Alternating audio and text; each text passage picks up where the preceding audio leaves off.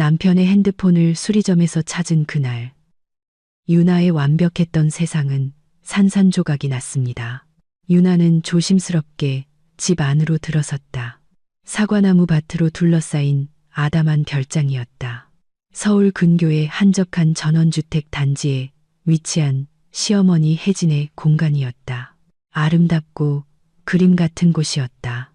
이곳의 땅값은 결코 저렴하지 않았지만 유나의 남편, 아니 곧 남편이 될 민주는 가족을 위해 무엇도 아끼지 않았다. 어머니의 꿈이었던 정원 딸린 집을 선물해 줄 능력도 충분했다. 솔직히 유나는 시어머니 앞에서 늘 마음이 불편했다. 비단 함께 있을 때뿐만이 아니었다. 지금처럼 그녀가 곁에 없을 때조차 혜진의 공간에 들어서면 유나는 썩 유쾌하지 않은 감정을 느꼈다. 마치 허락도 없이 남의 집에 몰래 들어온 범죄자가 된 기분이었다. 물론 허락 없이 온 것은 아니었다. 오히려 민준의 부탁 때문이었다. 그는 전날 밤 자신의 핸드폰을 수리점에서 찾아 어머니의 별장에 놓아달라고 간곡히 부탁했다. 혜진과도 이야기가 된 상태였다. 혜진 자신은 오늘 친구를 만나러 다른 도시로 떠나 집에 없을 예정이었다. 하지만 민주는 급한 출장을 가야 했고 하필이면 고장나 수리를 맡겼던 이 핸드폰에 출장에 필요한 중요한 정보가 많이 저장되어 있었다. 혜진의 별장은 공항으로 가는 길목에 있었다. 민준이 사무실에서 바로 이곳에 들러 핸드폰을 챙겨 공항으로 가기에 아주 편리한 동선이었다. 그래서 오늘 아침 그는 아내에게 부탁을 했던 것이다. 자기야, 안녕. 수화기 너머로 남편의 명랑한 목소리가 들려왔다. 유나는 놀랐다. 이렇게 이른 시간에 민준에게서 전화가 올 줄은 몰랐다. 아침은 사무실에서 가장 바쁜 시간이다. 보통은 점심시간이 가까워져야 통화를 하곤 했다. 물론 민준에게 그럴 시간이 있을 때의 이야기지만. 안녕. 무슨 일이야? 목소리가 왜 그렇게 들떴어? 보통 이렇게 일찍 전화 안 하잖아. 내가 사랑하는 사람 보고 싶어. 전화할 자격도 없나? 유나는 미소 지었다. 온몸에 따스한 기운이 퍼져나갔다. 민준의 존재는 언제나 그녀에게 그런 영향을 미쳤다. 지금 그는 마치 그들의 연애 초반처럼 행동하고 있었다. 유나를 향한 그의 눈빛이 아직 열정으로 불타오르던 그 시절처럼 가끔씩 예전의 민준이 돌아와 유나를 세상에서 가장 행복한 여자로 만들어주곤 했다. 보고 싶었어? 당연하지. 묻는 말이야. 그런데 부탁할 게 하나 있어. 오늘 점심에 시간 괜찮아? 응. 물론이지. 유나가 확신에 차서 대답했다. 당연히 그녀는 시간이 있었다. 민준과 그의 배려 덕분에 그녀는 거의 1년 반 동안 일을 하지 않고 있었다. 그가 그렇게 하라고 강력히 주장했다. 대형 쇼핑몰 식품 코너에서 불만 가득한 손님들을 상대하는 일은 이제 그만 막말을 듣지도 피곤해 지쳐 허리가 끊어질 일도 없을 거야. 12시간 교대 근무를 거의 내내 서서 버티는 게 보통 일이 아니었다. 민주는 유나를 그 힘든 일상에서 구해줬고 유나는 아직도 그 사실이 완전히 믿기지 않았다. 알고 보니 인생은 쉽고 흥미롭게 그리고 밝고 즐겁게 자신을 위해 살 수도 있는 것이었다. 민주는 점심에 유나가 시간이 있어야 할 일이 있다고 했다. 아마도 또 다른 긴 출장을 앞두고 데이트 신청을 하려는 것이리라.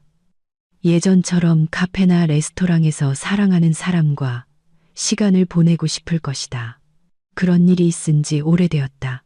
유나와 민주는 아직 혼인신고를 하지 않았지만 벌써부터 일상과 권태에 잠식당하는 느낌이 들 때가 있었다. 잘 됐다. 시간 괜찮다니 다행이네. 민주는 분명 미소 짓고 있었다. 그럼 나를 위해 뭐 좀 해줄 수 있어? 뭐든지. 유나는 진심으로 대답했다. 그리고 바로 그 순간 그녀는 실망감을 맛봐야 했다. 모든 것이 그녀가 꿈꿔왔던 것과는 전혀 달랐다. 민주는 얼마 전 커피를 쏟아 고장났던 핸드폰을 출장에 꼭 가져가야 한다고 말했다. 그 핸드폰은 서비스 센터에 있었고 오늘 아침 그곳에서 수리가 끝났으니 찾아가도 좋다는 연락이 왔다고 했다. 그런데 난 시간이 전혀 없어.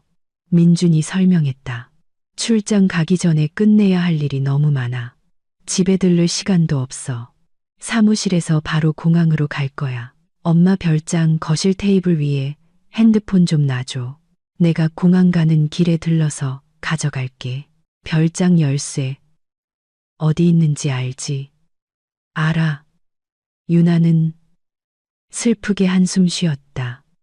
그녀는 전혀 다른 말을 듣고 싶었지만 어쩔 수 없었다. 이것이 바로 민준과 같은 대기업 비즈니스맨의 삶이었다. 이런 바쁜 생활이 큰 기회와 화려한 삶에 대한 대가인 것이다. 내가 핸드폰 회사로 가져다 줄게. 유나가 제안했다. 당신 떠나기 전에 얼굴이라도 볼 수 있잖아. 아니, 자기야. 그럴 필요 없어. 곧 회의가 시작돼. 3, 4시간은 좋게 걸릴 거야. 뭐 하러 기다려. 그냥 엄마 별장 거실 테이블 위에 놔줘. 그럼 끝나는 일이잖아. 정말 큰 도움이 될 거야. 유나는 한숨을 쉬며 민준이 말한 대로 하겠다고 대답했다. 그녀는 벌써부터 그가 그리웠다. 그는 곧 다른 도시로 2주 동안이나 떠날 것이다. 민준은 이런 출장이 잦았다. 사업은 그의 모든 것을 요구했다. 유나는 민준이 이미 많은 것을 잃었다고 생각했다. 그의 아버지가 이룩하고 그가 물려받은 것만으로도 10번의 풍족한 삶을 살기에 충분했다. 하지만 민준은 멈출 줄 모르는 것 같았다. 사업은 그에게 단순히 돈을 버는 수단이 아니었다. 그것은 게임이자 오락이었고 그의 삶 그 자체였다. 아마도 민준의 아버지인 박 회장이 만들고 그 후 민준 자신이 몇 배로 키워낸 이 제국은 유나가 사랑하는 사람에게 자식과도 같은 존재였을 것이다. 그는 결코 이 모든 것을 버리거나 자신의 일생일대의 사업을 남의 손에 넘기지 않을 것이었다. 유나는 그것을 명확히 이해했다. 유나는 민준을 사랑했다. 아주 많이 사랑했고 그에게 있어 자신이 언제나 일 다음인 이순이라는 사실을 받아들일 준비가 되어 있었다. 하지만 마음 깊은 곳에서는 민준이 그토록 원하는 아이가 생기면 많은 것이 변할 것이라고 희망했다. 남편이 삶의 우선순위와 가치관을 다시 생각하게 될 것이라고. 그리고 이제 유나는 순종적인 아내처럼 서비스 센터에 가서 핸드폰을 찾아왔다. 지금 그녀는 시어머니 혜진의 집, 그녀가 그토록 사랑하는 별장에 와 있다. 이 별장의 모든 것은 사랑과 큰 기쁨으로 꾸며져 있었다. 아주 세련되고 아름다운 공간이었다. 혜진의 안목은 의심할 여지가 없었지만 유나는 이곳에서 이방인이었다. 완벽한 이방인. 안타깝게도 민준의 어머니는 아들의 연인을 썩 좋게 생각하지 않았고 그 사실을 거의 숨기지도 않았다. 물론 유나는 그녀를 충분히 이해했다. 민준은 어릴 때부터 최고의 것들에 둘러싸여 자란 왕자님이었다. 명문대 교육, 뛰어난 외모, 손안에 쥔 거대한 사업. 당연히 혜진은 그렇게 성공하고 잘생기고 영향력 있는 아들 곁에 유나보다 더 가치 있는 누군가가 있기를 바랐을 것이다. 때때로 유나 자신도 민준이 자기에게서 무엇을 보았는지, 왜 하필 자신을 선택했는지 이해할 수 없었다. 그녀는 조용하고 수수하고 눈에 띄지 않으며 거의 빈곤 속에서 자랐다. 아니, 그녀와 어머니가 굶주린 적은 없었다. 어머니는 자신과 딸에게 그럭저럭 괜찮은 생활을 보장해주기 위해 여러 일을 했다. 식탁에 음식이 떨어진 적은 없었지만 모녀는 유나의 부모님이 이혼한 후 남겨진 아주 작은 원룸에서 비좁게 살았다. 소녀는 이웃집 아이들이 입던 옷을 물려 입었고 스스로 돈을 벌기 시작해서야 처음으로 바다를 보았다. 사람이 많고 유동인구가 많은 곳이라 일은 항상 넘쳐났다. 특히 저녁 시간에는 유나의 계산대 앞에 불만 가득한 사람들로 긴 줄이 생기기 일쑤였다.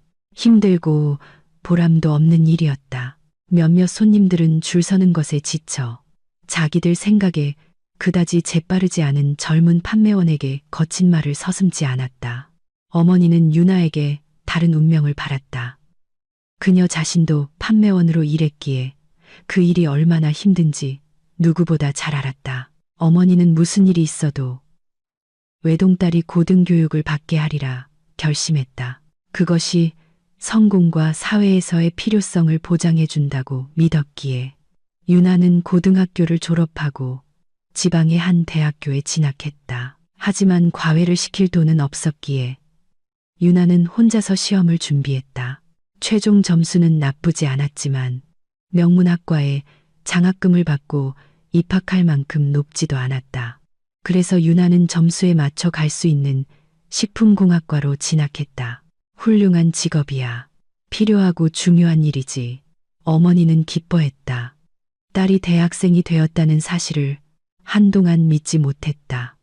유나는 고개를 끄덕였다. 그녀 자신도 이제 성공할 수 있을 것 같았다. 대학 시절은 빠르게 지나갔다. 어머니는 약속대로 자신과 딸의 생계를 계속 책임졌다. 딸아, 넌 공부만 열심히 해. 일할 생각은 아직 하지 마. 유나는 공부에 매진했고 우수한 성적으로 대학을 졸업했다. 그리고 그 다음은 그들이 사는 도시에는 그녀의 전공을 살릴 만한 일자리가 많지 않다는 사실이 드러났다. 그나마 있는 자리도 이미 오랫동안 굳건히 차지한 사람들이 있었다. 억울했다. 유나는 일자리를 찾아다녔다. 포기하지 않고 공장과 회사의 문을 두드렸다. 도시에 있는 모든 식품 관련 기업을 직접 찾아다녔다. 아무 소용이 없었다. 결국 더 나은 시절이 올 때까지 임시방편으로 쇼핑몰 판매원으로 취직했지만 전공을 살릴 일자리를 찾으리라는 희망은 날이 갈수록 희미해졌다. 몇 년이 흘렀다. 유나는 힘든 판매원 일에 지쳤지만 식품 코너의 급여는 괜찮았고 보너스도 잘 나왔기에 버텼다. 덕분에 친구들과 바다로 여행도 다녀왔고 이제는 같은 쇼핑몰의 세련된 매장에서 예쁜 옷을 사입을 수도 있었다. 친구들과 카페에 앉아 수다를 떨고 심지어 어머니 집 수리를 도와드릴 여유도 생겼다. 물론 호화롭게 살지는 않았지만 그녀의 수입 덕분에 집안의 경제 사정은 한결 나아졌다. 유나는 민준이 처음 말을 걸기 훨씬 전부터 그를 주목하고 있었다. 드라마 주인공처럼 잘생긴 젊은 남자였다. 키가 크고 다부진 체격, 완벽하게 균형 잡힌 이목구비, 짙은 아몬드 모양의 눈, 날렵한 광대뼈, 단호한 턱선, 아름다운 입술의 곡선. 그는 항상 단순하지만 세련되게 옷을 입었다. 유나는 보통 그가 유명 카페에 커피 한 잔을 손에 들고 빠른 걸음으로 지나가는 것을 보았다. 그 카페는 쇼핑몰 안에 있었다. 아마도 그 젊은 남자는 가끔 이곳에 들러 간단히 요기하는 것을 좋아하는 듯했다. 처음에는 그가 유나를 알아채지 못했지만 유나는 종종 그를 눈으로 피했다. 그는 마치 다른 세상에서 온 사람 같았다. 아마 그래서 그 남자가 유나의 마음을 끌었을 것이다. 그러던 어느 날 우연히 그들의 시선이 마주쳤다. 유나와 민준. 그때는 아직 그의 이름도 몰랐지만 그들 사이에는 투명한 유리벽이 있었다. 그들은 서로를 잘 볼 수 있었다. 젊은 남자는 살짝 미소 짓는 것 같았다. 유나는 얼굴이 귀 밑까지 빨개졌다. 그 후로 그들은 유리벽을 사이에 두고 그렇게 시선을 교환했다. 젊은 남자는 바삐 걸어가면서도 꼭 유나에게 시선을 던졌고 그녀는 거의 항상 부끄러워했지만 기분은 좋았다. 아주 좋았다. 유나는 그 남자에 대해 많이 생각했다. 그는 누구일까? 무슨 일을 할까? 어디로 늘 저렇게 서두를까? 젊은 남자는 항상 혼자 나타났다. 유나는 자신이 그의 마음에 든 것 같다고 생각했다. 우연히 처음 눈이 마주친 후로 그가 그녀의 매장 근처에 더 자주 나타나는 것 같기도 했다. 하지만 유나는 자신이 존재하지 않는 호감을 상상하고 있을 수도 있다는 것을 알았다. 그저 착각일 가능성도 배제할 수 없었다. 그렇지 않다면 다른 몇몇 남자들처럼 그 젊은 남자도 벌써 그녀에게 다가와 인사를 건네려 했을 것이다. 유나는 자신이 꽤 매력적인 외모를 가졌다는 것을 알고 있었다. 운이 좋았다. 옅은 홍조가 도는 맑고 빛나는 피부, 활짝 웃을 때 드러나는 하얀 치아, 맑은 푸른 눈, 메밀꿀 색깔의 풍성하고 윤기나는 머리카락. 그렇게 유나의 머리색을 묘사한 것은 한때 그녀를 짝사랑했던 동창이었다. 그 표현이 마음에 들었다. 정말 비슷했다. 그래서 유나는 이성의 관심 부족을 느끼지 않았다. 이 쇼핑몰 안에도 그녀를 따르는 충실한 팬이 몇 명 있었다. 보안요원 안드레이, 방학 동안 아르바이트를 하는 대학생, 단골 손님 아나톨리, 심지어 포장재 매장 사장인 드미트리까지. 하지만 그들은 모두 너무 평범하고 무미건조했다. 유나는 다른 누군가를 꿈꿨고 자신이 더 나은 대우를 받을 자격이 있다고 생각했다. 그런데 갑자기 이 남자가 나타난 것이다. 너무나 잘생기고 어딘가 이 세상 사람 같지 않으며 매우 진지하고 무언가에 열중하는 모습이 역력했다. 겉보기에는 유나와 동갑내기 같았지만 어른스럽고 독립적이며 자신감이 넘쳤다. 어느 날 유나의 계산대 앞에 긴 줄이 늘어섰다. 피크 타임이었다. 흔한 일이었다. 그런데 줄 맨 끝에 있던 술에 취하고 행색이 초라한 중년 남자가 갑자기 유나를 모욕하기 시작했다. 이봐, 왜 이렇게 꾸물거려? 사람들 기다리는 거 안 보여? 유나는 그 말을 못 들은 척했다. 이런 일에는 익숙했다. 사람들은 종종 이런 식으로 행동했다. 보통 서비스직 종사자들은 돈을 낸다는 이유로 이렇게 무례하게 행동해도 된다고 생각하는 고객들에게 시달리는 경우가 많았다. 거기 좀 빨리빨리 움직여. 남자는 계속했다. 그의 목소리는 쉬고 불쾌했다.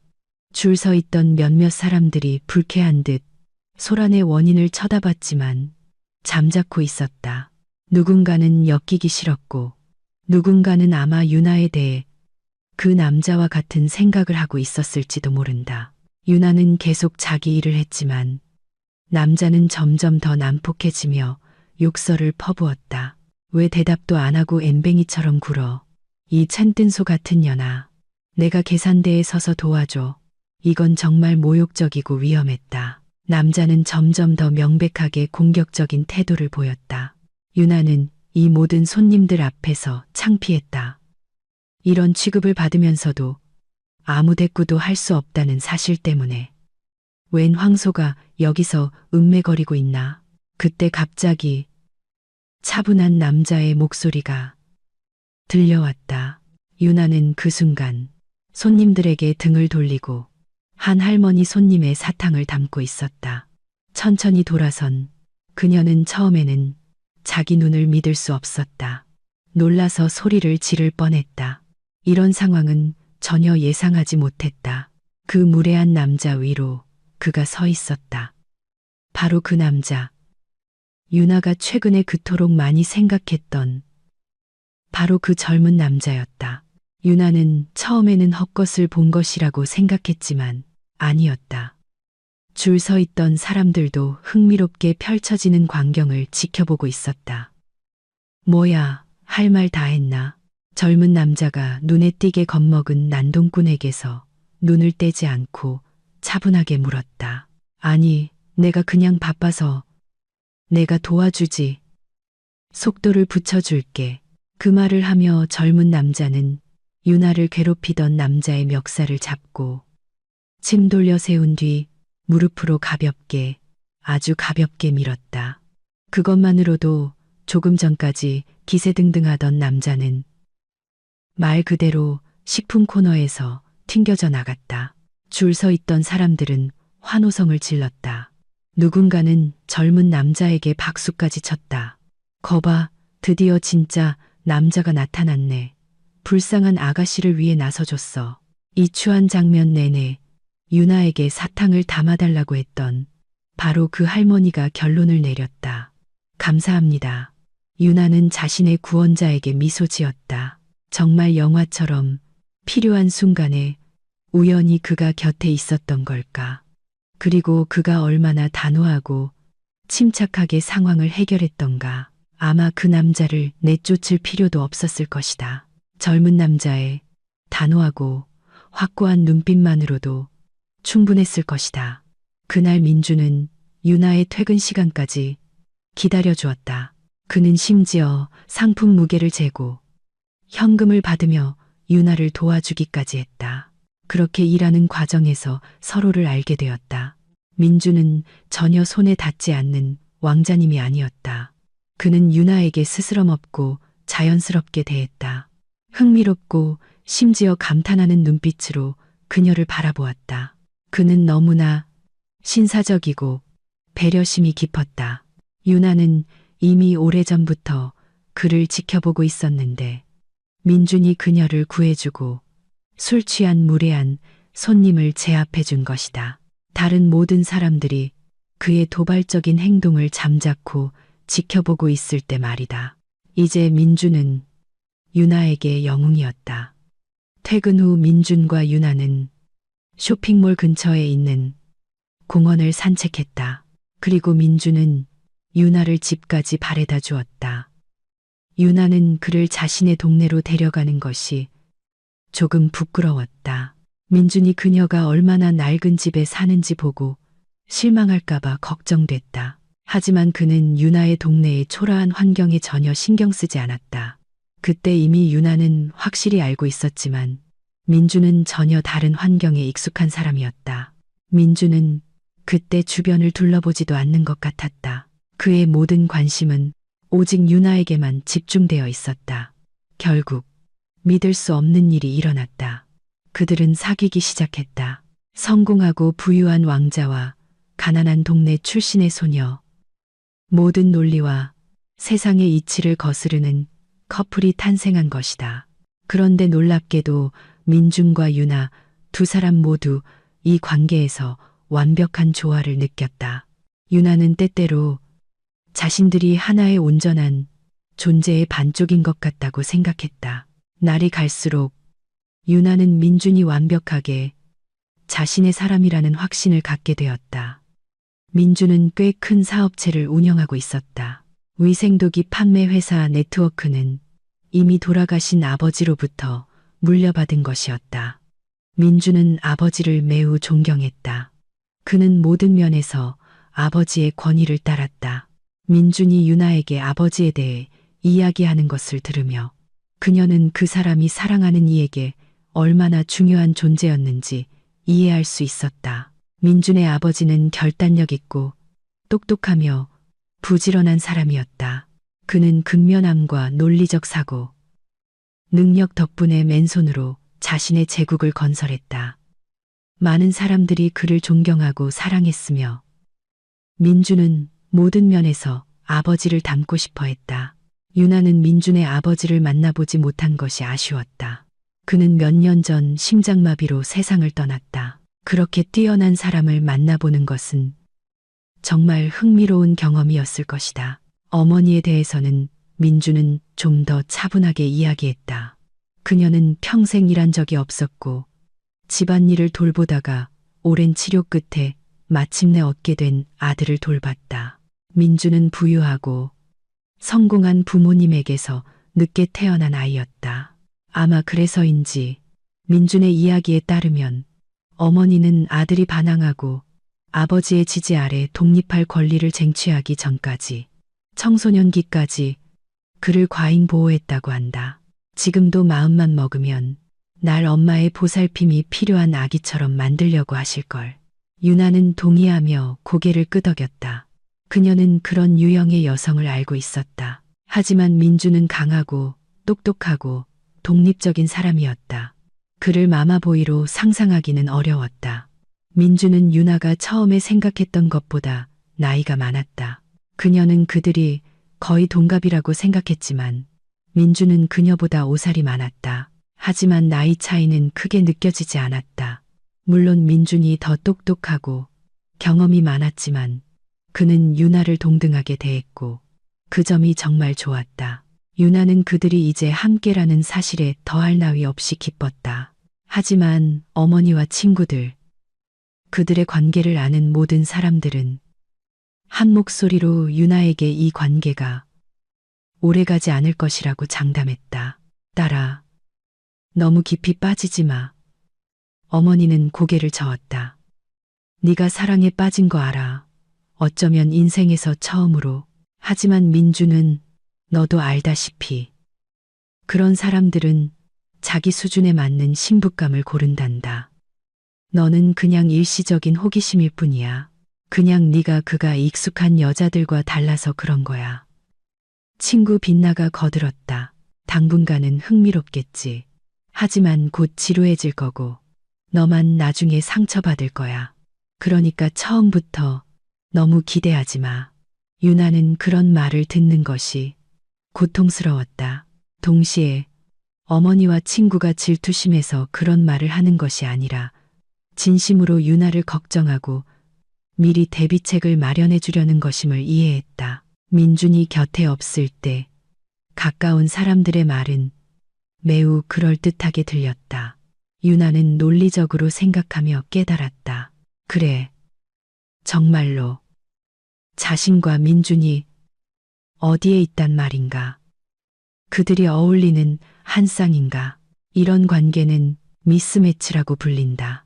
이런 관계는 결코 좋은 결말로 끝나지 않는다.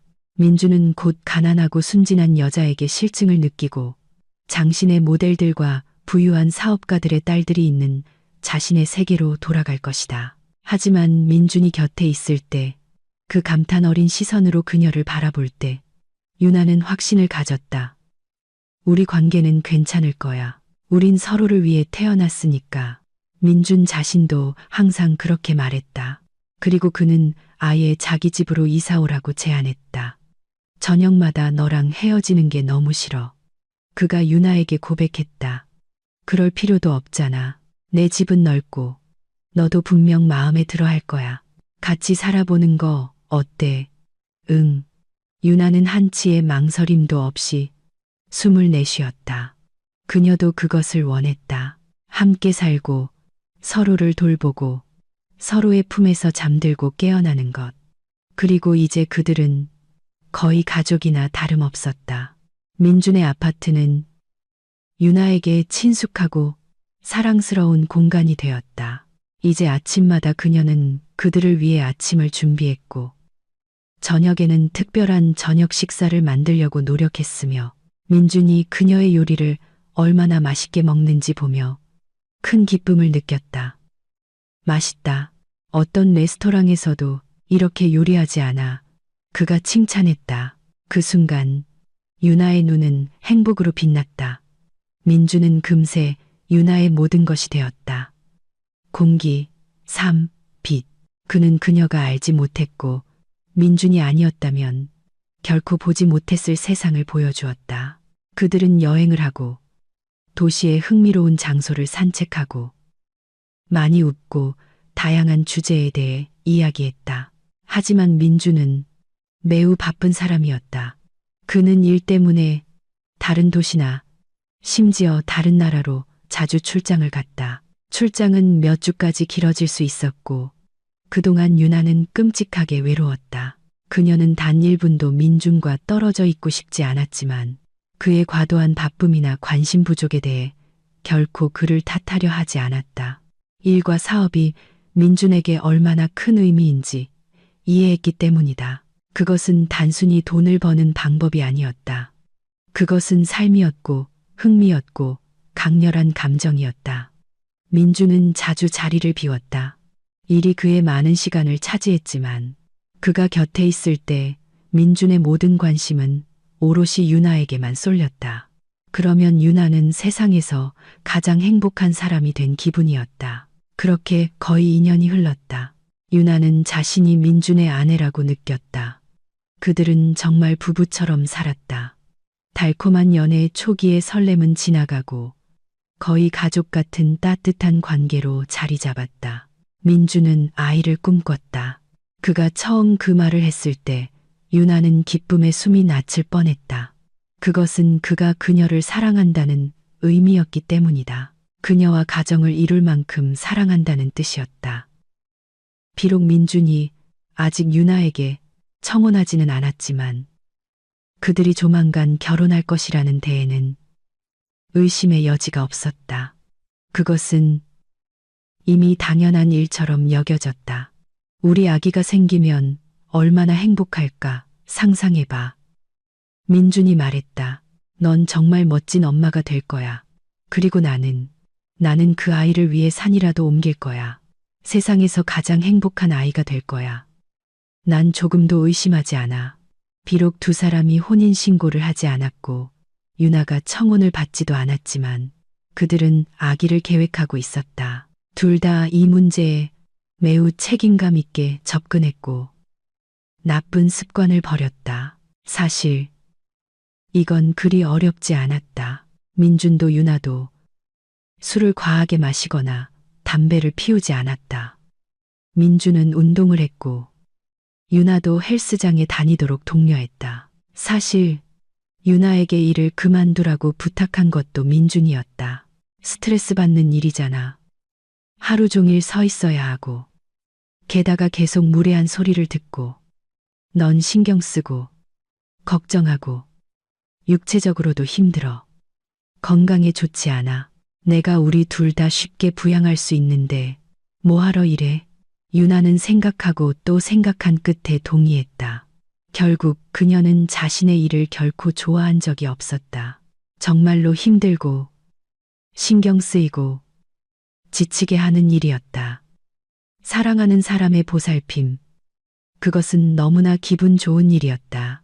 유나는 민준과 함께 있으면 마치 견고한 성벽 뒤에 있는 것처럼 느꼈다. 그는 그녀가 약하고 부드러워질 수 있도록 허락했다. 그와 함께하면서 삶은 더 쉽고 즐거워졌다. 이제 유나는 훨씬 더 큰 확신을 가지고 미래를 바라보았다.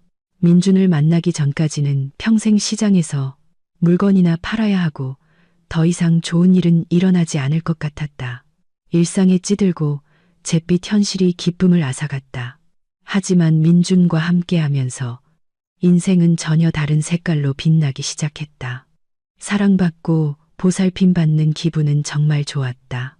민준은 그녀의 건강과 기분을 세심하게 챙겼고 사랑하는 사람의 삶을 더욱 즐겁게 만들어주려 애쓰는 모습이 감동적이었다. 그것은 무엇과도 바꿀 수 없는 가치였다. 민준은 그의 어머니 혜진에게 유나를 소개한 것은 그들이 함께 산 지 두어 달이 지났을 때였다. 어느 날 그냥 유나를 어머니 댁 저녁 식사에 초대했는데 유나가 거절할 수 없게끔 만들었다. 다른 건 몰라도 민준은 거절할 수 없는 제안을 하는 데는 선수였다. 그리고 어느 날 저녁 그들은 아름다운 2층짜리 단독주택, 유나가 부자들 나오는 드라마에서나 보던 그런 집에 와 있었다. 여기에는 심지어 하인들도 있었는데 물론 가사 도우미라는 다른 이름으로 불렸다.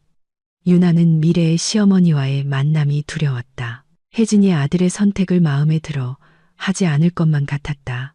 결국 그렇게 되었다. 다만 이 나이 지긋하지만 매우 아름다운 여성, 날렵하고 고상한 이목구비에 완벽한 헤어스타일과 옅은 화장을 한 그녀는 너무나 교양이 있어서 유나에게 대놓고 나쁜 말을 하지는 않았다. 그녀는 마치 눈의 여왕처럼 지나치게 예의 바르고 차갑게 행동했다. 민주는 유나에게 그의 어머니가 독특한 사람이라고 미리 경고했다. 미리 말해두는데 엄마의 행동을 너무 마음에 담아두지 마. 좀 쌀쌀맞은 분이야. 항상 그랬고, 지금도 그래. 우리 아버지와는 다르지. 아버지와는 친구 같은 관계였는데. 하지만 엄마도 좋은 분이야. 너희 둘도 친해질 거야. 다만 시간이 좀 걸릴 뿐이지. 혜진과 처음 만난 후 유나는 어떻게 그녀와 언젠가 친구가 될 수 있을지 상상조차 할 수 없었다. 혜진은 유나를 적대적으로 바라보았고 짧고 차갑게 말했으며 주로 아들에게 말을 걸었다. 아들의 여자친구는 마치 존재하지 않는 사람처럼 무시했다. 어떤 비꼬는 말이나 비난은 없었지만 진심 어린 대화도 이루어지지 않았다. 그 후로도 별반 달라지지 않았다. 유나와 혜진은 가끔 만났지만 민준의 어머니는 여전히 아들의 여자친구를 예비 며느리로 받아들이지 않았다. 그리고 그들이 아이를 계획하고 있다는 것을 알았을 때 그녀는 결국 한마디 하지 않을 수 없었다. 왜? 아직 일러. 너희 둘 다 젊잖아. 그런 결정을 내리기 전에 서로를 더 잘 알아봐야 해. 이 말을 하면서 혜진은 주로 유나를 바라보며 그녀에게 말을 걸었다. 유나는 그 메시지를 완벽하게 이해했다. 혜진은 자신의 아들, 자신의 후계자, 자신의 금쪽 같은 아들이 유나 같은 여자와 얽히는 것을 원하지 않았다. 자신의 유일하고 사랑하는 아들을 위해 혜진은 더 적합한 상대를 원했다. 이건 아주 예상했던 일이었지만 그렇다고 해서 덜 상처받는 것은 아니었다. 그날 저녁 유나는 민준의 어깨에 기대어 울었다. 기분이 끔찍했다. 그는 사랑하는 이를 달래며 머리카락을 쓰다듬었다. 그녀가 뭐라고 했든 무슨 상관이야. 그냥 한 말일 뿐이야. 내 인생의 모든 결정은 오래전부터 내가 직접 해왔어. 민준이 말했다. 유나는 고개를 끄덕였다. 정말 그랬다. 민준은 결단력이 있었다. 그는 둘의 모든 것을 결정했고 유나는 그것에 만족했다. 그의 날개 아래, 그의 보호 아래 있는 느낌이 좋았다. 그들은 계속해서 아이를 계획했다.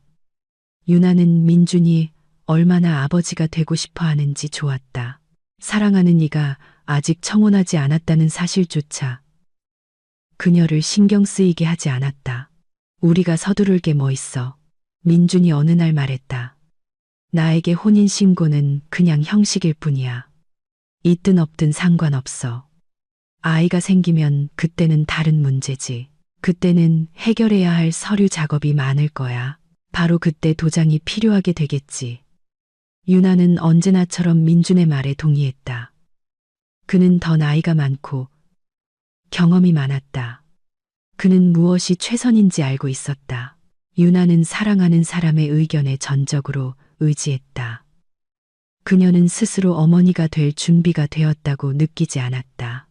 유나는 때때로 자신이 아직 어린아이라고 생각했지만 민준이 그것을 너무나 원했고 아버지가 되기를 그토록 꿈꿨기 때문에 유나는 자신을 돌봐주고 자신을 위해 그토록 많은 것을 해주는 사랑하는 사람을 행복하게 해주고 싶다는 마음이 간절했다. 하지만 아이는 좀처럼 생기지 않았다. 유나는 비싼 의료센터에서 종합검사를 받았다. 예전에 가끔 그곳을 지나치거나 차로 지나갈 때면 그곳은 마치 우주선처럼 환상적이고 손에 닿지 않는 존재처럼 보였다. 그 센터는 너무나 호화로워 보여서 이곳에서의 치료와 진료는 아주 부유한 사람들만 이용할 수 있다는 것이 분명했다. 그리고 이제 유나 자신도 그 의료센터의 환자가 되었다. 아니, 오히려 고객에 가까웠다. 유나를 머리부터 발끝까지 검사하고 분석하고 가장 정교한 장비로 그녀의 몸을 연구하며 문제를 찾았다. 하지만 이 모든 검사는 아무런 결과도 내놓지 못했다. 유나는 완전히 건강했다. 모든 것이 정상입니다. 최종 상담에서 의사가 요약했다. 흠잡을 데가 전혀 없네요. 완전히 건강하십니다. 몸 기능이 시계처럼 정확하게 작동하고 있는데 사실 젊은 나이에는 이게 정상이죠. 그런데 왜 임신이 안 되는 걸까요? 말하기 어렵군요. 어쩌면 남성 요인이 작용할 수도 있습니다. 남편분도 검사를 받으셨나요? 유나는 고개를 저었다. 민주는 문제의 원인이 유나에게 있다고 생각했다. 그는 너무나 확신에 차 있었기 때문에 유나 역시 문제가 자신에게 있다고 믿게 되었다. 의사의 진단은 그녀를 당황하게 했다. 남성 요인이거나 아니면 궁합이 맞지 않거나 혹은 아직 때가 오지 않았을 수도 있습니다. 그런 경우도 있어요. 의사는 고개를 저었다. 남편분도 저희 클리닉에서 검사를 받아보시길 권합니다. 그러면 모든 것이 더 명확해질 겁니다. 하지만 민주는 유나에게서 의사의 제안을 듣고 화를 냈다. 말도 안 돼. 난 아무 문제 없어. 내 검사 결과도 완벽해. 다른 의사를 찾아봐야겠어. 언제 검사를 받았어? 유나가 놀라 물었다. 전에 누구랑 아기 가질 계획이라도 있었어. 민주는 어딘가 당황한 듯 미소를 지으며 바로 대답하지 못했다. 잠시 무언가 생각에 잠긴 듯 했다. 아니, 누구와도 아이를 계획한 적 없어. 그냥 내 친한 친구 중에 진우라고. 기억나. 내가 너한테 많이 얘기했잖아. 유나는 고개를 끄덕였다.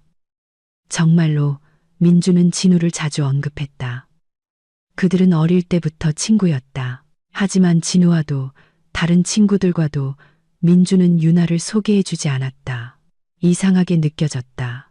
하지만 다른 한편으로는 민준의 끝없는 출장과 많은 일 때문에 그럴 시간도 별로 없었다. 그들은 유나와 함께 보내는 시간도 부족한데 그걸 민준의 친구들과 나눌 수는 없었다. 아무튼 진우는 결혼했어. 알다시피 그 부부도 아이를 계획했는데 우리처럼 잘 안 됐어. 그래서 부부가 같이 검사를 받았지. 둘 다에게서 문제가 발견됐어. 진우에게는 요즘 남자들에게 흔히 나타난다는 병이 발견됐고 간단한 수술을 받았고 그 후에는 완전히 건강해졌어. 의사들이 진우에게 운이 좋았다고 했대. 비교적 젊은 나이에 자녀 계획을 생각해서 병을 제때 발견했다는 거지. 5, 6년만 더 끌었으면 영원히 불임이 됐을 거래. 너도 알다시피 내가 가족이나 아이와 관련된 문제에 얼마나 진지하게 접근하는지 알잖아. 유나는 동의하며 고개를 끄덕였다. 물론 그녀는 그것을 아주 잘 알고 있었다. 바로 그 때문에 유나는 민준 곁에서 완전히 보호받고 있다고 느꼈다. 그는 중요한 문제들을 진지하게 다루었고 항상 올바르고 신중한 결정을 내렸다. 그래서 나도 만일을 위해 검사를 받았어. 아직 가족을 이룰 준비가 된 여자를 만나지도 않았을 때 말이야. 봐. 내가 너를 만나기 위해 얼마나 미리 준비했는지. 유나는 미소 지었다. 이야기가 조금 이상하게 들렸다. 뭔가 석연치 않은 구석이 있었다. 하지만 그 방향으로 생각하고 싶지는 않았다. 그것은 민준의 정직함을 의심하는 것이 될 테니까. 시간은 흘렀다. 민준은 여전히 많은 일을 했다. 최근에는 평소보다 더 많았다. 출장이 잦아졌다. 민준은 지쳐갔다. 그들은 이제 거의 외출하거나 여행을 가지 않았다. 유나는 그들이 멀어지고 있다고 느꼈다. 하지만 민준이 집에 있을 때면 그는 여전히 유나에게 아이가 생기면 얼마나 멋진 가정을 이룰지에 대해 이야기했다. 너에게서 아이를 낳고 싶어 하는 사람은 너를 차갑게 대할 수 없어. 유나는 그렇게 생각했다. 민준의 어머니 혜진과 유나는 가족 행사에서 주기적으로 만났다. 때로는 혜진의 저택에서, 때로는 그녀가 진심으로 사랑하는 별장에서 만남이 이루어졌다. 이 만남들은 어쩔 수 없는 의무였고 어색하고 차갑게 진행되었다. 아마도 혜진은 유나가 직접 만난 민준의 주변 인물 중 유일한 사람이었고 가장 중요한 사람이었을 것이다. 어쨌든 어머니니까 유나는 미래의 시어머니와 친해지려고 진심으로 노력했지만 모든 것이 소용없었다. 혜진은 마치 자신과 유나 사이에 벽을 세운 것 같았다. 유나는 모든 것을 이해했다. 그녀는 많은 것을 받아들이고 견딜 수 있었다. 혜진은 당연히 아들의 선택에 불만이 있었고, 유나가 없을 때 아들에게 자주 그 사실을 이야기했을 것이다. 물론, 그녀는 자신의 외아들을 위해 더 유리한 상대를 꿈꿨을 것이다. 모든 것이 그녀의 계획대로 되지 않았다. 교양 있고 현대적인 사람으로서 혜진은 자제하며 아들을 너무 압박하지 않으려 했고, 예비 며느리에게 자신의 진짜 감정을 노골적으로 드러내지 않으려 애썼다. 혜진은 유나를 직접적으로 비난하거나 면전에서 경멸을 표한 적은 단 한 번도 없었다. 하지만 젊은 부부에게 아이가 생기지 않는 것에 대한 진심 어린 기쁨은 아무리 애써도 숨길 수 없었다. 유나는 민준이 그 이야기를 꺼낼 때마다 혜진의 얼굴에 떠오르는 만족스러운 미소를 알아차렸다. 그는 어머니에게 검사 진행 상황과 의사의 조언에 대해 이야기했다. 분명히 속상해했다.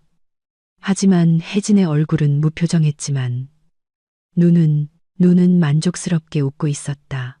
바로 그렇게 유나 자신도 전에는 눈만으로 그렇게 만족스럽게 미소 지을 수 있다는 것을 몰랐다. 그리고 그것이 유나를 상처 입혔다.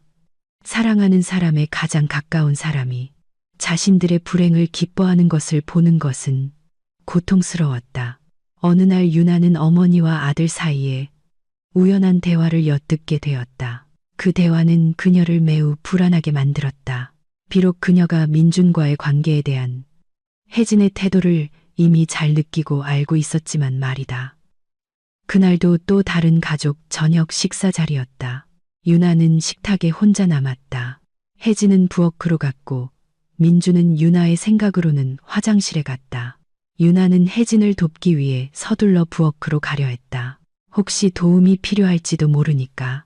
하지만 유나는 부엌에 들어가지 못했다.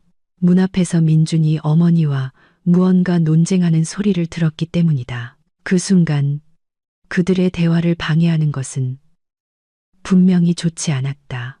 엄마, 우리가 얼마나 이걸 꿈꾸는지 아시잖아요. 의학계에 아는 분 있으시죠? 그분께 제대로 검사받게 해주세요. 분명히 건강한 젊은 두 사람에게 아이가 생기지 않는 데에는 이유가 있을 거예요. 이제 의학계에 아는 사람 없어. 알라 이모는 너도 알다시피 해외로 이민 갔고 그분 말고는 아무도 없었어. 엄마, 그거 사실 아니잖아요. 민준이 주장했다. 제발 좀 도와주세요. 뭐가 그렇게 어려우세요? 이 분야 전문가 좀 찾아주세요. 엄마는 인맥이 있잖아요. 저 이 아이가 정말 필요해요. 그 아이는 너한테 필요한 게 아니야. 혜진이 의미심장하게 고개를 저었다. 저한테도 필요해요. 민준이 반박했다. 운명이 너한테 신호를 보내고 있다고 생각 안 해봤니? 내 계획이 그다지 성공적이지 않다는 신호 말이야. 그 길로 가서는 안 된다는 거. 그렇게 하면 안 돼. 넌 지금 크나큰 정말 엄청난 실수를 하고 있는 거야. 유나는 문 뒤에서 얼어붙었다. 혜진의 말은 너무나 이상하고 이해할 수 없었다. 계획, 실수, 잘못된 길.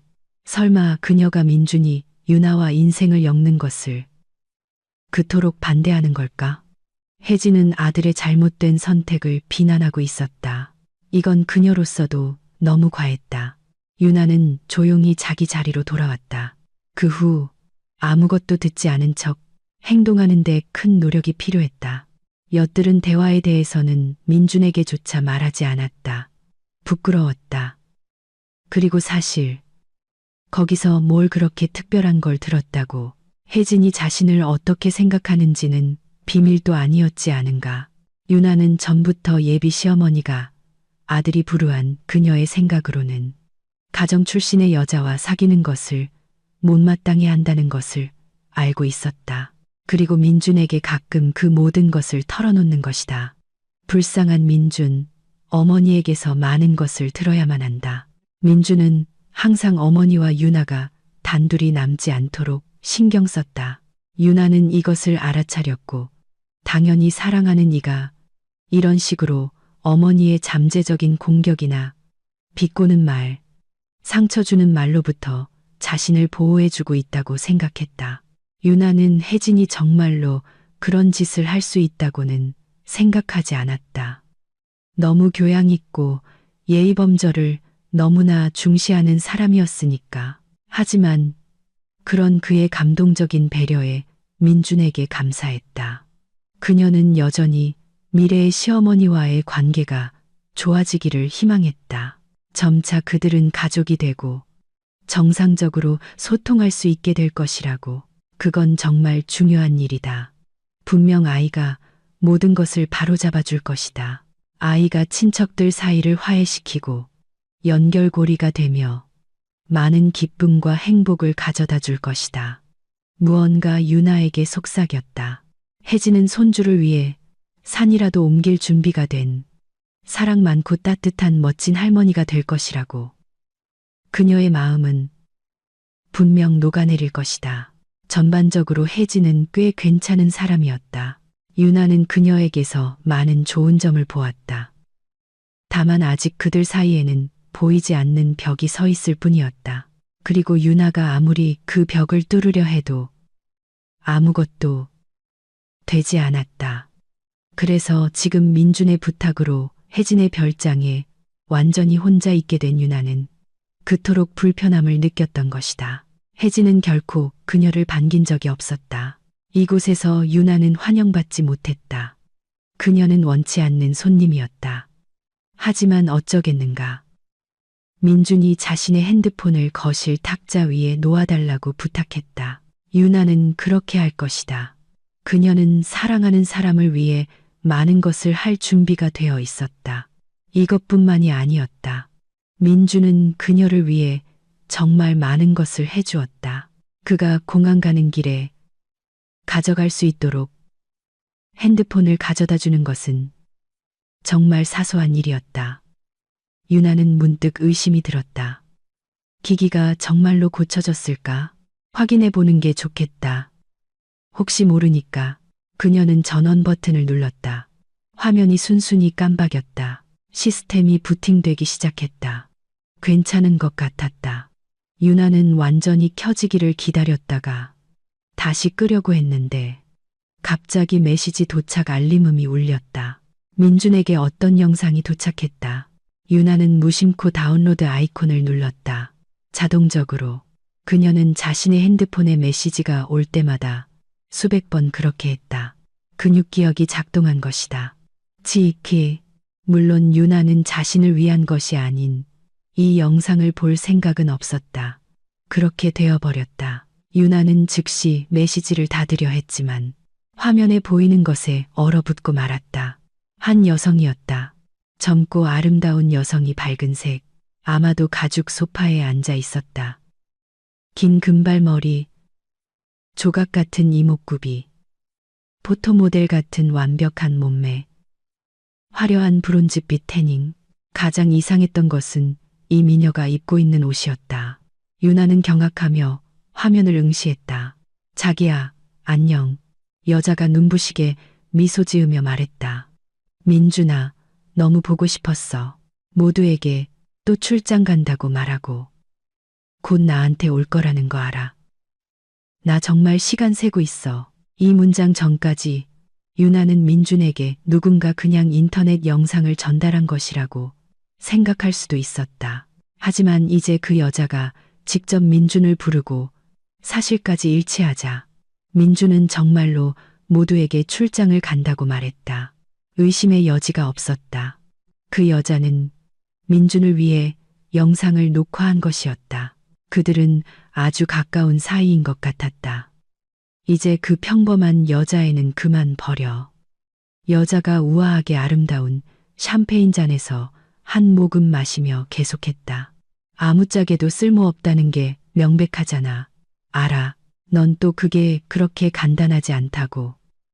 먼저 새롭고 건강하고 순진한 여자를 찾아서 그녀에 대해 모든 걸 알아내야 한다고 말하겠지.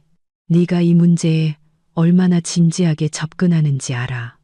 하지만 그게 네 유나랑 계속 시도하는 것보다 더 빠르지 않을까. 어쩌면 다른 여자랑은 우리 플랜 B를 더 빨리 실현할 수 있을지도 몰라. 난 이제 걔가 싫어. 모든 게 너무 길어지고 있어. 질투나기 시작했어. 유나는 방금 들은 것을 이해하려고 애썼다. 그렇다. 이야기는 자신에 관한 것이었다. 낯선 여자는 심지어 그녀의 이름까지 불렀다. 아직 이해가 되지 않았다. 이 모든 것이 무엇을 의미하는지에 대한 생각이 머릿속에 전혀 없었다. 분명한 것은 단 하나였다. 뭔가 이상하고 잘못되고 좋지 않은 일이 벌어지고 있다는 것. 자기야. 화면 속 여자가 다시 활짝 웃었다. 그녀는 치약이나 치과 광고 모델을 해야 할 것 같았다.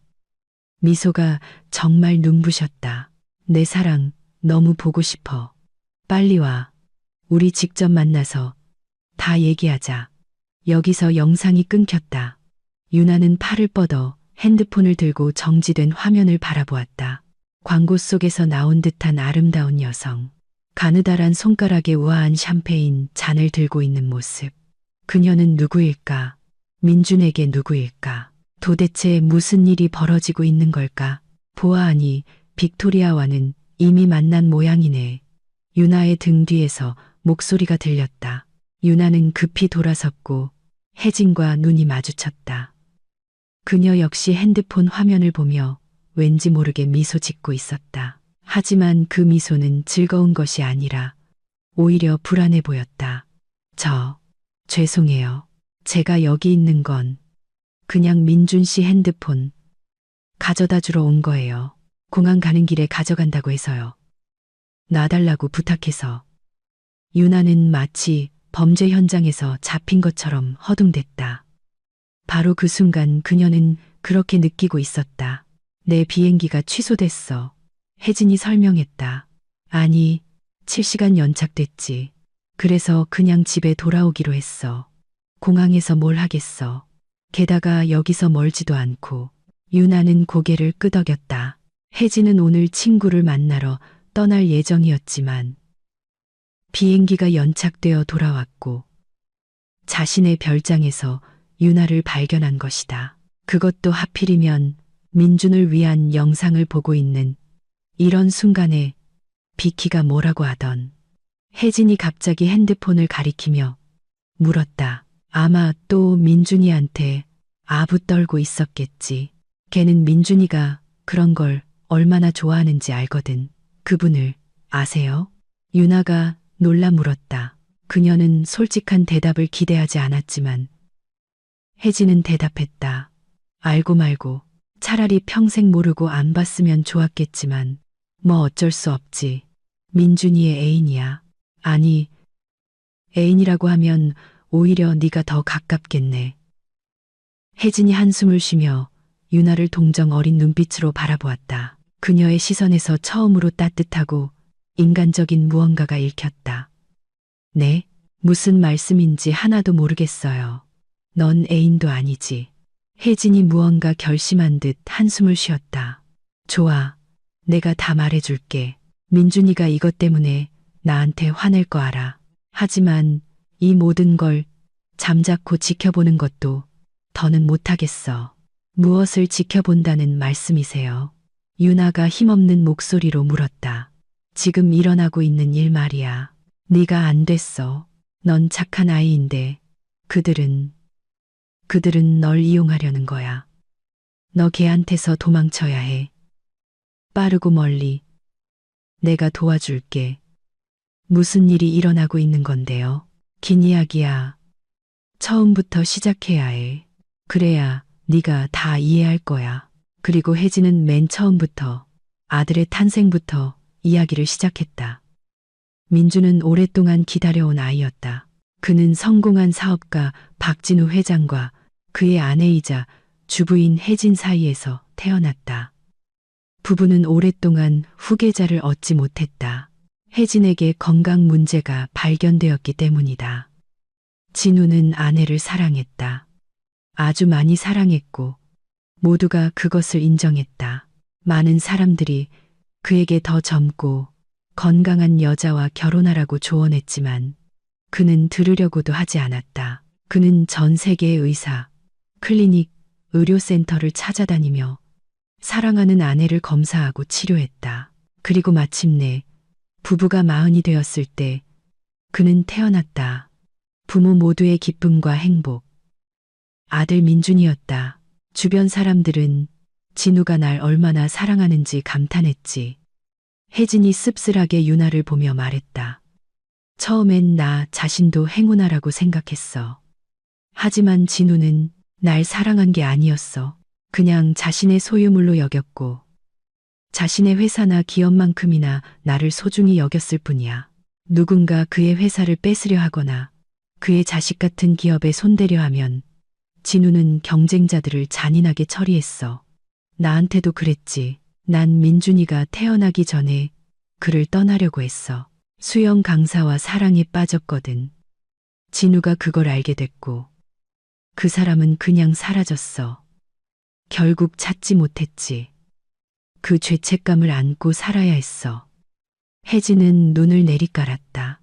그 생각과 기억이 여전히 그녀에게 고통을 주고 있음이 분명했다. 진우는 냉혹하고 잔인한 사람이었다. 그는 거대한 사업을 철권으로 다스렸다. 파트너와 경쟁자들 사이에서 그는 진짜 상어로 통했다. 사람들은 그를 두려워하고 존경했다. 진우의 길을 막는 사람들에게는 때때로 끔찍한 일이 일어났다. 그의 아내의 마음에 들었던 그 수영 강사처럼 진우는 소시오패스였어. 시간이 지나면서 그걸 아주 명확하게 깨달았지. 혜진이 말했다. 그는 타인에 대한 연민이 없었어. 진우는 그냥 원하는 걸 가졌어. 누군가 그를 방해하면 내 남편은 끔찍한 사람이었어. 그걸 깨달았지만 너무 늦었지. 그는 날 떠나게 두지 않았을 거야. 혜진은 그런 사람에게서 아이를 원하지 않았다. 그녀는 아이가 아버지의 유전자를 물려받아 똑같이 끔찍한 사람이 될까봐 몹시 두려워했다. 하지만 민준이가 태어났을 때 난 물론 그냥 행복했어. 혜진이 미소 지었다. 아이들이란 그건 설명할 수도 없어. 너도 나중에 알게 될 거야. 혜진은 민준이를 착하고 공감 능력 있는 아이로 키우려 애썼지만 진우는 언제나 그의 어머니보다 아들에게 훨씬 더 큰 영향을 미쳤다. 민준이는 아주 어릴 때부터 아버지를 따랐다. 아버지를 존경하고 그에게 감탄했다. 나는 그들이 아마 같은 부류라는 걸 봤고 그게 나에게 고통을 줬어. 하지만 내가 뭘 할 수 있었겠어. 아들과 많은 대화를 나눴지. 책을 읽고 영화를 보고 주인공들의 행동에 대해 토론했어. 노력했어. 아주 많이. 하지만 본성은 어쩔 수 없더라. 민주는 건강하고 잘생기고 똑똑하게 자랐다. 그는 결단력 있는 성격을 가졌다. 아버지는 자신의 이른 죽음을 예감이라도 한 듯 그를 일찍부터 사업에 참여시켰다. 진우는 사무실에서 심장마비로 사망했다. 혜진은 안도의 한숨을 내쉬었다. 해방감을 느꼈다. 진우는 평생 그녀를 감옥에 가둬둔 것 같았다. 혜진은 떠날 수 없었다. 남편이 만족하도록 특정 방식으로 행동해야 했다. 그렇지 않으면 혜진은 남편이 어떤 짓을 할 수 있었는지 생각조차 하고 싶지 않았다. 민준이 사업의 수장이 되었다. 아직 아주 젊은 그였지만 모든 일이 놀랍도록 쉽고 올바르게 풀려나갔다. 그는 아버지로부터 공격적인 사업 방식을 물려받았다. 이제 그 역시 동료, 파트너, 경쟁자들로부터 두려움과 존경을 받았다. 혜진은 곧 아들이 아버지와 같은 괴물로 변할까봐 두려워했다. 그러던 중 민주는 본사 한 부서장의 비서로 입사한 비키라는 여자와 사랑에 빠졌다. 비키는 놀라울 정도로 아름다웠지만 민준이 그녀에게 끌린 것은 분명 외모 때문만은 아니었다. 그는 비키를 만나기 전에도 아름다운 여자들에게 둘러싸여 있었다. 그를 사로잡은 것은 다른 무언가였다. 비키는 처음부터 그를 이해했어. 그의 모든 장점과 단점을 이해하고 받아들였지. 친엄마인 나조차도 민준이의 어떤 성격은 참을 수 없어서 정기적으로 지적하는데 말이야. 하지만 비키는 그들은 정말로 하나의 온전한 존재의 두 반쪽처럼 서로를 조화롭게 보완했어. 그런 일이 일어나기도 해.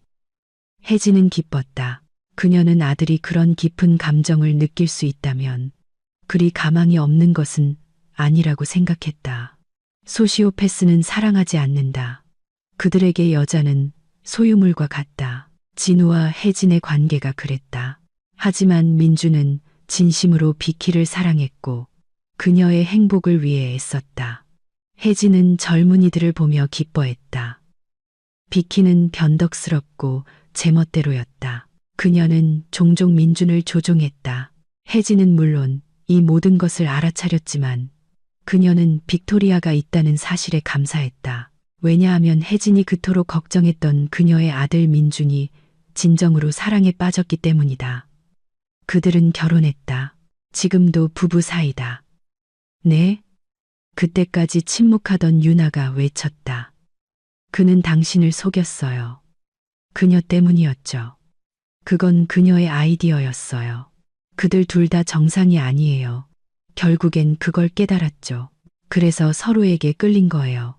두 명의 소시오패스. 민준과 빅토리아는 결혼했고 한동안 꽤 행복하게 살았다. 하지만 비키는 아이를 몹시 원했다. 민준도 후계자를 꿈꿨다. 하지만 아무 일도 일어나지 않았다. 검사 결과 빅토리아는 어머니가 될 생각조차 할 수 없다는 것이 밝혀졌다. 선천적인 질병으로 인해 임신 가능성이 조금도 없었다. 보육원에서 아이를 입양할 수도 있었지. 혜진이 말했다. 내가 그들에게 그렇게 조언하기도 했고 직접 제안하기도 했어. 하지만 그들은 자신들의 아이, 가문의 대를 이을 아이가 필요했어. 대리모를 이용할 수도 있었지만 비키는 그 생각을 즉시 거부했어. 그녀의 생각에 아름답고 건강한 아이는 오직 사랑하는 어머니에게서만 태어날 수 있다는 거야. 어디서 그런 헛소리를 읽었는지. 인공적으로 잉태된 아이들은 삶에서 행복하고 성공할 수 없다는 둥. 비키는 현대의학의 도움으로도 자신의 아이를 가질 수 없었다. 아이는 오직 민준과 다른 누군가의 아이일 수밖에 없었다. 그들이 부모가 될 다른 기회는 없었다. 그래서 비키가 생각해낸 거야. 혜진이 한숨 쉬었다. 그 끔찍하고 괴물 같은 플랜 B를. 그녀는 민준이 젊은 여자를 사랑에 빠지게 만들어야 한다고 결심했어. 그냥 젊은 게 아니라 예쁘고 건강하고 무방비한 여자. 아무도 그녀를 지켜주거나 나서줄 사람이 없는 그런 여자. 민준은 그녀와 관계를 맺어야 했어. 그 관계에서 아이가 태어나야 했지. 민준의 아이. 사랑에 빠진 행복한 여자에게서 태어난 아이는 빅토리아의 생각에 그 아이에게 가산점을 더해줄 것이었지. 그 다음엔 어떻게 됐을까요? 아직도 모르겠니? 혜진이 한숨을 쉬었다. 민준이는 돈과 인맥이 있어. 그는 자기 아이를 소송으로 되찾아 데려갔을 거야. 그와 비키는 멋지고 건강한 아기를 얻게 됐을 거고, 너나 네 자리에 있었을 다른 희생자는 평생 동안 네 아이가 너 없이 어딘가에서 자라고 있다는 사실을 알며 고통받았을 거야. 두 명의 무정하고 무자비한 사람들에게 양육되면서 말이야. 고통받으면서도 아무것도 할 수 없었겠지. 그건 끔찍해요. 믿을 수가 없어요. 끔찍하지만 불행히도 그건 엄연한 사실이야. 혜진이 한숨 쉬었다. 민준과 비키는 오래전부터 서울에 살고 있어. 그의 사업 대부분이 거기에 있지. 그래서 민준이가 그 소위 출장이라는 걸로 그렇게 자주 떠나는 거야. 오히려 출장은 여기에 오는 거고, 거기는 일, 행복한 삶. 그리고 그가 모든 것을 바칠 준비가 된 사랑하는 아내가 있는 곳이지. 비키는 보아하니 이미 그를 재촉하고 있는 것 같네. 너한테 질투하기 시작했어. 유나는 말없이 혜진을 바라보았다. 왠지 모르게 그녀의 말을 즉시 믿었다. 부엌에서 엿들었던 아들과 어머니의 대화가 떠올랐다. 그들은 그때 어떤 계획에 대해 이야기하고 있었다. 아이에 대한 민준의 집착이 생각났다. 그들은 거의 다른 이야기는 하지 않았다. 혜진과 유나가 단둘이 남지 않도록 민준이 얼마나 철저하게 신경 썼는지도 기억났다. 어머니가 이 모든 상황에 대한 그녀의 태도를 알고 불어버릴까봐 두려워했던 것이다. 그리고 친구 진우에 대한 그 어설픈 이야기, 불임 검사를 이미 받았고 아무 문제 없다는 것이 확인되었다고 우연히 말실수했을 때 민준이 지어낸 이야기도 떠올랐다. 물론 그는 비키와 아이를 계획할 때 그 검사를 받았을 것이다. 모든 것이 제자리를 찾았다. 나는 내와의 관계를 반대했어. 너희가 아이를 낳는 것도 반대했고 일이 잘 안 풀리는 것에 기뻐했지. 그렇게 된 건 정말 큰 행운이야. 내 감정을 숨기지 않았어. 적어도 그건 내가 할 수 있는 일이었으니까.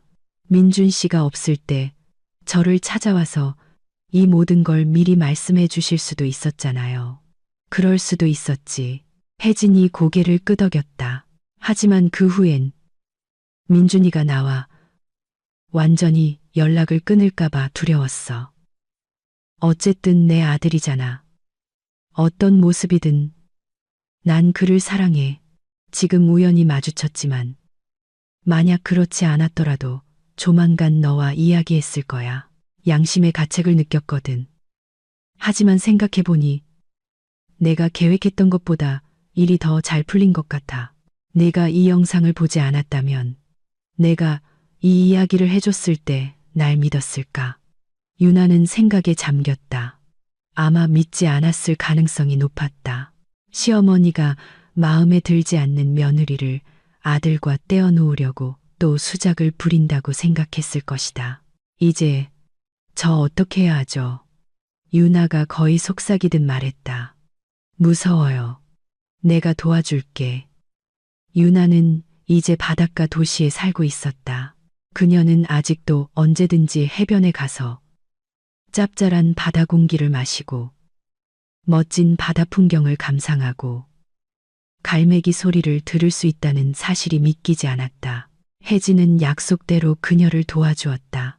먼저 아는 의료진에게 연락해 유나에게 임신이 불가능하다는 진단을 내리게 했다. 민주는 자신의 플랜 B가 실패했고 그렇게 많은 시간을 헛되이 보냈다는 것을 깨닫고 격분했다. 그는 몹시 화를 냈다. 하지만 유나 곁에 오래 머물지는 않았다. 또 다른 출장을 떠났고 멀리서 유나에게 전화해 그들의 관계가 끝났다고 통보했다. 그녀는 더 이상 그에게 흥미로운 존재가 아니었다. 이렇게 쉽게 혜진의 계산은 옳았다. 실제로 유나와 민주는 결혼이나 재산 관계로 묶여 있지 않았다. 만났던 것처럼 헤어졌다. 유나는 민준의 전화를 받고 큰 안도감을 느꼈다.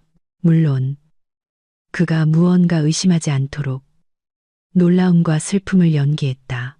그리고 혜진은 유나가 겪어야 했던 일에 대한 사과의 의미로 휴양 도시에 있는 작은 집을 선물했다. 네가 원하면 가족과 함께 거기서 살아도 되고 아니면 세를 줘도 돼. 그녀가 말했다. 네가 진심으로 안타까워. 넌 몇 년 동안 그들의 장난감이었어. 그들은 널 이용했고 난 모든 걸 알면서도 침묵했지. 제발 이 선물을 받아줘. 그래야 내 마음이 좀 편해질 것 같아. 그리고 이제 유나는 바닷가에 살고 있었다. 혼자가 아니라 남편과 함께. 지우는 따뜻하고 진실되며 다정한 사람이었다. 그들은 가끔 사소한 일로 다투기도 했지만 그것도 정상적인 일이었다. 지훈 곁에서야 유나는 비로소 차이를 이해할 수 있었다.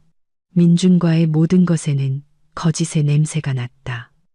하지만 사랑에 푹 빠진 소녀는 그것을 알아채지 못했을 뿐이다. 이제 모든 것이 달랐다. 전혀 달랐다. 지훈과의 관계가 진심이라는 데에는 의심의 여지가 없었다. 때때로 유나는 불안한 생각에 사로잡혔다. 민주는 어떨까? 그와 비키는 새로운 희생자를 찾았을까? 혹시 이번에는 그들의 계획이 성공하면 어떡하지? 아주 멋지고 성공한 사람들이 얼마나 끔찍한 괴물이 될 수 있는지 놀라웠다. 혜진은 유나가 바닷가 집으로 이사 가기 전에 이제부터 아들을 감시하고 다시는 그런 짓을 못하게 하겠다고 장담했다. 이제 나는 훨씬 더 단호하게 행동할 거야. 두 눈 똑바로 뜨고 그들을 지켜볼 거야. 유나는 혜진이 진실을 말하고 있다는 것을 알았다. 그녀는 정말로 아들과 그의 아내를 감시할 것이다. 다만 그녀 자신이 위험에 처하지는 않을까.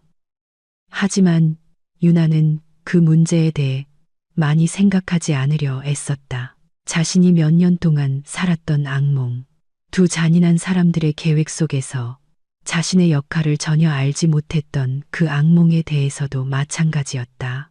이 모든 것을 완전히 잊고 싶었다. 하지만 물론 그럴 수는 없었다. 어쨌든 유나에게는 이제 새롭고 밝고 햇살 가득하며 따뜻한 삶이 있었다.